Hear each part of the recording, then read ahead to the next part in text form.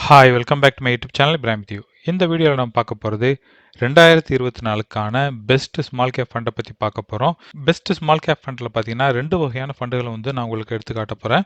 இதில் வந்து ஃபர்ஸ்ட் நம்ம பார்க்க போகிறது வந்து ஒரு பாசிவ் ஃபண்டுகளை பற்றி பார்க்க போகிறோம். அடுத்தது வந்து ஆக்டிவ் ஃபண்டுகளை பற்றி பார்க்க போகிறோம். ஆக்டிவ் ஃபண்டுகளுக்கும் பாசிவ் ஃபண்டுகளுக்கும் என்ன வித்தியாசம் அப்படின்னு பார்த்தீங்கன்னா, ஆக்டிவ் ஃபண்டில் வந்து ஃபண்ட் மேனேஜரோட ரோல் வந்து அதிகமாக இருக்கும். அவர் எந்த டயத்தில் வேண்டாலும் வாங்குறது விற்கிறது இப்படிப்பட்ட விஷயங்களை வந்து ஆக்டிவாக செஞ்சுக்கிட்டு இருப்பார். அதனால ஆக்டிவ் ஃபண்டுகளோட அந்த எக்ஸ்பென்ஸ் ரேஷியோங்கிறது அதிகமாக இருக்கும். பட் அதே நேரத்தில் பாசிவ் ஃபண்டை பொறுத்த வரைக்கும் பார்த்தீங்கன்னா, இண்டெக்ஸில் வந்து ஸ்மால் கேப் இண்டெக்ஸில் என்னென்ன ஸ்டாக்கள் இருக்கோ அதே சேம் ஸ்டாக்கில் தான் வந்து இந்த பாசிவ் ஃபண்டில் முதலீடு பண்ணுவாங்க. ஸோ இப்போ இந்த பாசிவ் ஃபண்டுகளோட வளர்ச்சிங்கிறது இந்தியாவில் அதிகரிச்சுட்டு வந்துட்டு இருக்கிறதுனால இப்போ இந்த ஸ்மால் கேப் ஃபண்டுகளில் வந்து இந்த பாசிவ் ஃபண்டுகள் வந்து சிறந்த வருமானத்தை கொடுத்துட்ருக்கு. அப்படிப்பட்ட சிறந்த வருமானம் கொடுக்கக்கூடிய அந்த ஃபண்டுகளை பற்றி தான் பார்க்க போகிறோம். பாசிவ் ஃபண்டுகளை பொறுத்த வரைக்கும் ஃபண்ட் மேனேஜருக்கு வந்து பெரிய ரோல் எதுவும் இருக்காது. ஸ்மால் கேப் ஃபண்டுகளோட அந்த இண்டெக்ஸில் வந்து என்னென்ன ஸ்டாக்கில் இருக்கோ அதே சேம் இண்டெக்ஸில் தான் இந்த ஃபண்டுகளும் முதலீடு பண்ணும். அதனால் இதோட எக்ஸ்பென்ஸ் ரேஷியோ குறைவாக இருக்கும். பாசிவ் ஃபண்டுகளையும் பற்றி பார்க்க போகிறோம். ஆக்டிவ் ஃபண்டுகளாக சிறப்பாக செயல்படக்கூடிய எந்த ஃபண்டு வந்து சிறப்பான வருமானத்தை கொடுத்துச்சு அப்படிங்கிறது சம்மந்தமாக இந்த வீடியோவில் பார்த்து தெரிஞ்சுக்கலாம்.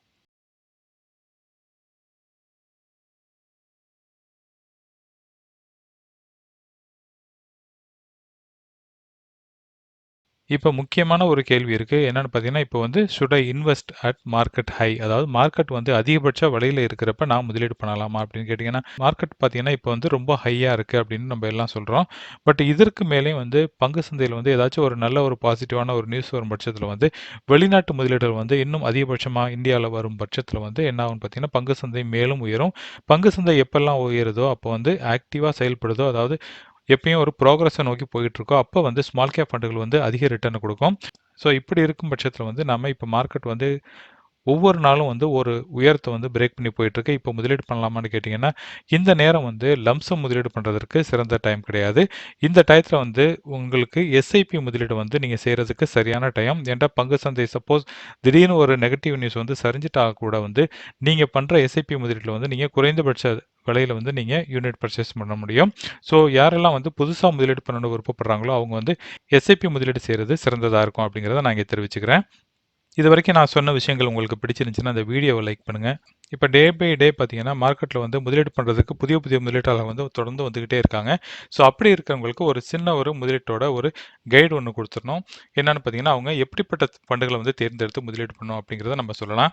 ஆப்ஷன் 1 பார்த்தீங்கன்னா, இதுல வந்து நீங்க செய்ய வேண்டிய முதலீடு பார்த்தீங்கன்னா, எப்பயுமே வந்து லார்ஜ் கேப் உங்கள்ட்ட ஹோல்டிங்ல இருக்கணும். லார்ஜ் கேப் பார்த்தீங்கன்னா, நீங்க அதிகபட்சமா ஒரு 70% அப்படிங்கிற அளவுக்கு லார்ஜ் கேப் நீங்க வச்சுக்கலாம். அடுத்தது பார்த்தீங்கன்னா, ஒரு மிட் கேப்ல ஒரு 30% முதலீடு பண்ணலாம். இது வந்து கொஞ்சம் அக்ரெசிவான முதலீடு.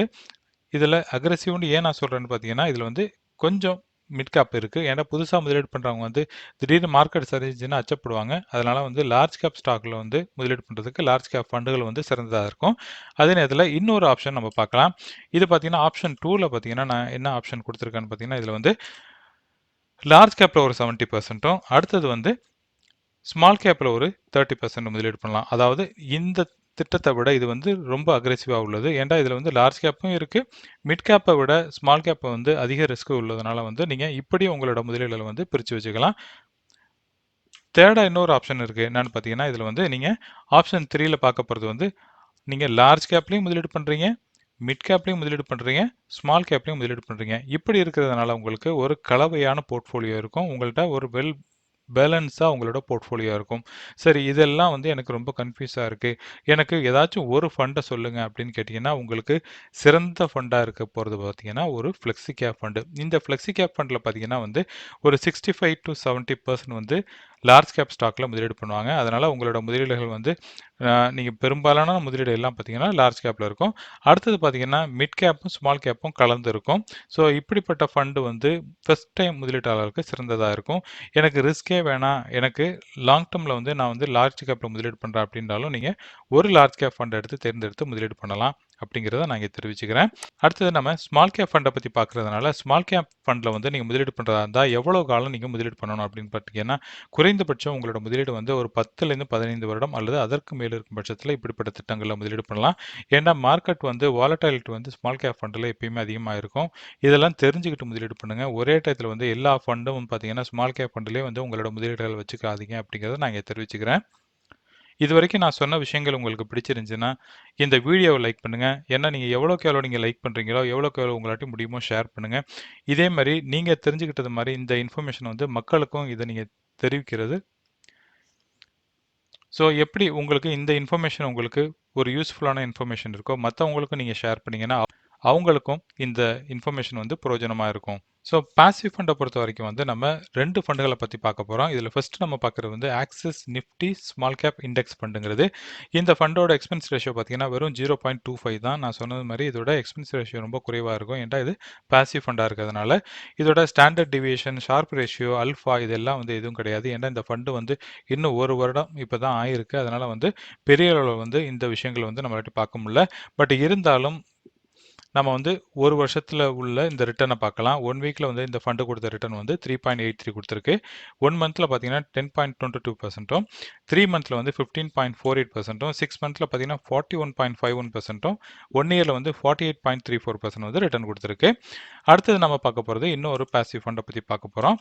அந்த பாசிவ் ஃபண்ட் எவ்வளவு ரிட்டர்ன் கொடுத்துருக்கு அப்படிங்கிறத பார்க்கலாம்.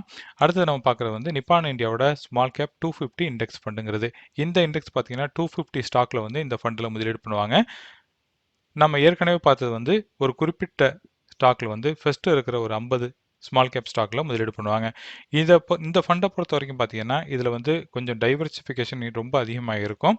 இந்த ஃபண்டோட எக்ஸ்பென்ஸ் ரேஷியோ பொறுத்த வரைக்கும் பார்த்தீங்கன்னா 0.32 இருக்கு. ஸ்டாண்டர்ட் டிவியேஷன் வந்து 18.34 இருக்கு. அதாவது உங்களுக்கு மற்ற லார்ஜ் கேப்பில் நீங்கள் ஸ்டாண்டர்ட் டிவியேஷன் எடுத்து கம்பேர் பண்ணி பார்த்தீங்கன்னா, ஸ்மால் கேப்பில் வந்து எப்பயுமே அதிகமாக தான் இருக்கும். இதோட ஸ்டாண்டர்ட் டிவியேஷன் வந்து 18.34 இருக்குது. இது வந்து கொஞ்சம் அதிகமாக தான் இருக்குது.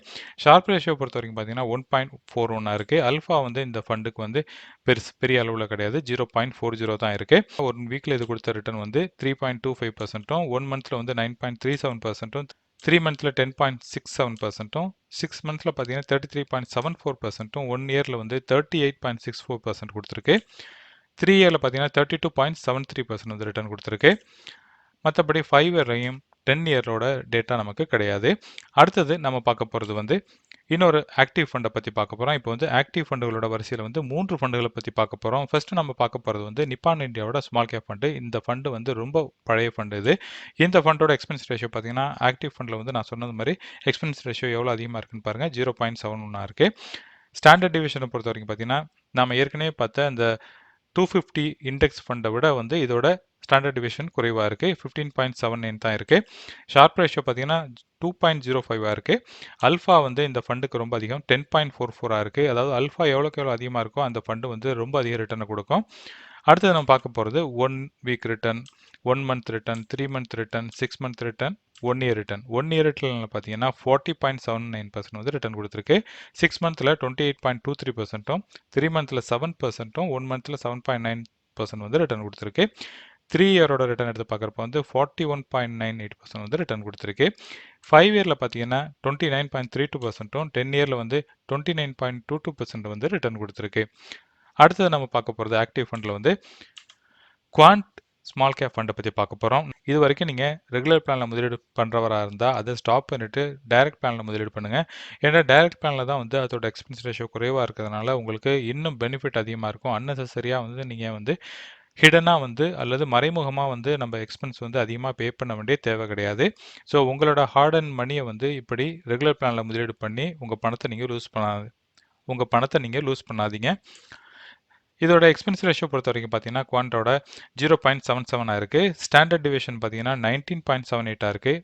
மற்ற ஃபண்டை விட இந்த ஃபண்டோட ஸ்டாண்டர்ட் டிவிஷன் வந்து ரொம்ப அதிகமாக இருக்குது. ஷார்ப் ரேஷியோ 1.83% இருக்குது. அல்ஃபா பார்த்தீங்கன்னா 10% இருக்குது. 1 வீக்கரோட return, 1 month return, 3 month return, 6 month return, 1 இயரோட ரிட்டர்ன். 1 இயரில் இந்த ஃபண்டு வந்து 40.88% ரிட்டர்ன் கொடுத்துருக்கு. 6 மந்த்தில் பார்த்தீங்கன்னா 30.93%, 3 மந்த்தில் வந்து 10% கொடுத்துருக்கு. ஸோ நீங்கள் பார்த்தீங்கன்னா இந்த ஃபண்டுகள் எல்லாம் வந்து நல்ல ஒரு ரிட்டர்ன் கொடுத்துருக்கு அப்படிங்கிறத நீங்கள் புரிஞ்சுக்க முடியும். 3 இயரில் பார்த்தீங்கன்னா இந்த ஃபண்ட் வந்து 46% ரிட்டர்ன் கொடுத்துருக்கு. 5 இயரில் பார்த்தீங்கன்னா 33.68%, 10 இயரில் வந்து 19.48% வந்து ரிட்டர்ன் கொடுத்துருக்கு. அடுத்தது நம்ம ஆக்டிவ் ஃபண்டில் ஃபைனல் ஃபண்ட் பார்க்க போகிறது வந்து எஸ்பிஐயோட ஸ்மால் கேப் ஃபண்டு. எஸ்பிஐயோட ஸ்மால் கேப் ஃபண்டை பார்த்தீங்கன்னா அதோட எக்ஸ்பென்ஸ் ரேஷியோ வந்து 0.69 இருக்குது.